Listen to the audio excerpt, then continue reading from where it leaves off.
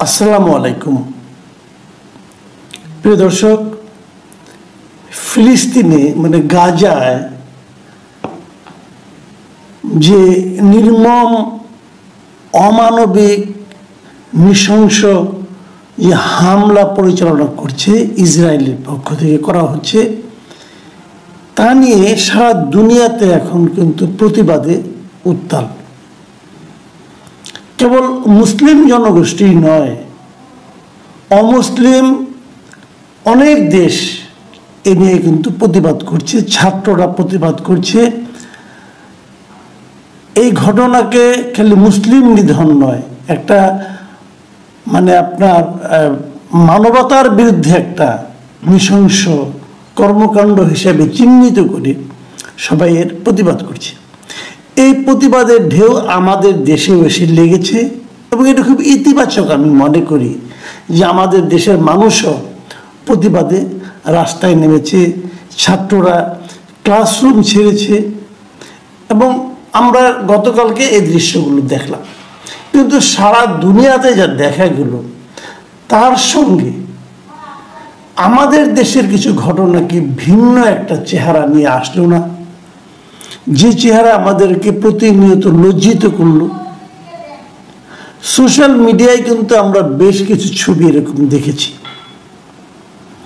আমরা দেখেছি যে বিশেষ করে যে ছবিটা খুবই বেশি আলোচিত হয়েছে, দেখা যাচ্ছে লোকজন বাটার দোকান লুটপাট করছে, করে সেখান থেকে জুতো নিয়ে যাচ্ছে। এর একটা স্থির চিত্র মানে খুবই ভাইরাল হয়েছে, আপনারাও দেখেছেন, স্থির চিত্রটা সোশ্যাল মিডিয়ায় দেখেছেন। পরে আবার কেউ কেউ বলছে এই ছবিটা নাকি এআই জেনারেটেড, মানে আর্টিফিশিয়াল ইন্টেলিজেন্স দিয়ে এই ছবিটাকে ক্রিয়েট করা হয়েছে। প্রশ্ন হচ্ছে যে এই ধরনের ঘটনা তো ঘটেছে, একটা ঘটনা যে ঘটেনি, কারণ আপনারা নিশ্চয়ই একটা ভিডিও দেখেছেন। আপনারা দেখুন, আমাদের কাছেও আমিও একটা ভিডিও দেখেছি, সেই ভিডিওর একটা অংশ আপনাদের আমরা একটু দেখাই।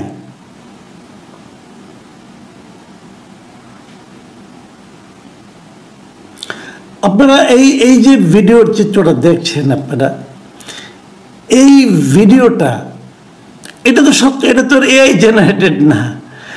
এর সঙ্গে স্থির চিত্রটা এআই জেনারেটেড হতে পারে, কিন্তু আমি দেখেছি, দেখেন আপনি ওই পা দিয়ে আছে যে একটা জুতার বাক্সের উপর, এখন একটা লোক যদি জুতার বাক্সের উপর হাঁটু দিয়ে চাপ দেয় তো সে হয়তো ডেবে যাওয়ার কথা, ডেবে যায়নি, বোঝা যাচ্ছে এটা এআই জেনারেটেড।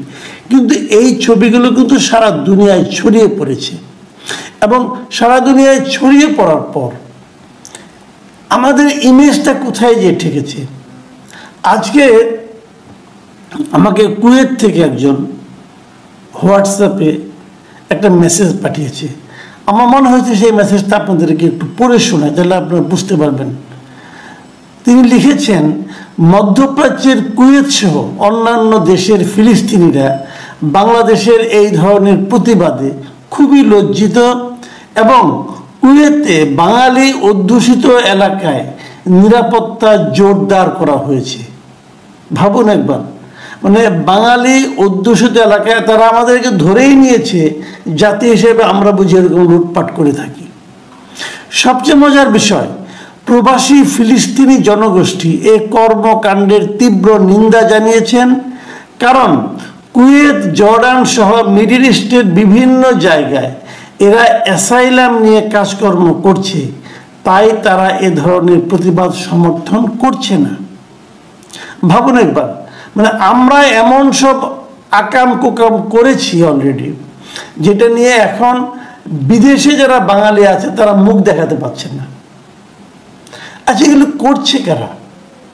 অথবা এ ধরনের কাজে কেউ কি উস্কানি দিচ্ছে? দেখুন, আমি একটা পত্রিকা, আমরা এই রিপোর্টগুলি দেখি একটু। আজকে আমি একটা পত্রিকাকে রিপোর্ট আপনাদেরকে একটু পড়ে শোনাচ্ছি। সেটা হলো দৈনিক কালের কণ্ঠ, এই বসুন্ধরা গ্রুপের একটা পত্রিকা। আপনারা সবাই জানেন এই বসুন্ধরা গ্রুপের সঙ্গে এখন ট্রান্সকম গ্রুপের একজনের বিরোধ কাজ করে, প্রথম আলোর সঙ্গে কালের কণ্ঠ। এখন কালের কণ্ঠ হেডলাইনটা দেখেন আপনি নিউজের, দেশ জুড়ে ট্রান্সকমের পণ্য বর্জনের ডাক, কেএফসি বাটার দোকান ভাঙচুর। তো এখানে ট্রান্সকম করতে গেল, কেএফসি বাটার দোকান ভাঙচুর। যে জিনিসটা হয়েছে এখানে, তারা বলছে এগুলো ইসরায়েলি প্রতিষ্ঠান অথবা ইসরায়েলকে তারা অর্থ সাহায্য করে।